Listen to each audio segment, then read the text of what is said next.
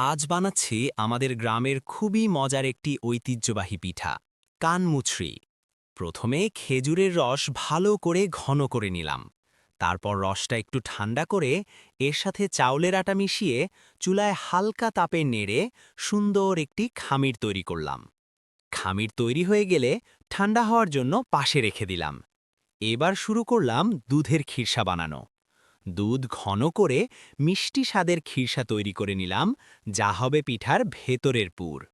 পুর তৈরি হয়ে গেলে পরিমাণ মতো আটার ডো নিয়ে পিঠার শেপ দিলাম। তার ভেতরে তৈরি করা দুধের খিরসার পুর দিয়ে খুব সুন্দরভাবে মুড়িয়ে দিলাম, যেন পুর কোনোভাবেই বাইরে বের না হয়। এবার কড়াইতে পরিমাণ মতো তেল নিলাম। তেল হালকা গরম হলে একে একে পিঠাগুলো ছেড়ে দিলাম এবং হালকা বাদামি রং হওয়া পর্যন্ত ভেজে নিলাম। ভাজার সময় পুরো রান্নাঘরে এমন সুন্দর ঘ্রাণ ছড়িয়ে পড়েছিল যে অপেক্ষা করাই কঠিন হয়ে গিয়েছিল। এখানে দুই রকমের পিঠা ছিল, একটি দুধের ক্ষীরসার আর অন্যটি ডালের পুর দিয়ে তৈরি। আমাদের এখানে এই পিঠার নাম হলো কানমুছরি। তোমাদের এলাকায় এই পিঠাকে কি বলে কমেন্টে অবশ্যই জানাবে। পিঠাগুলো খেতে হয়েছিল একদম লাজাবাব।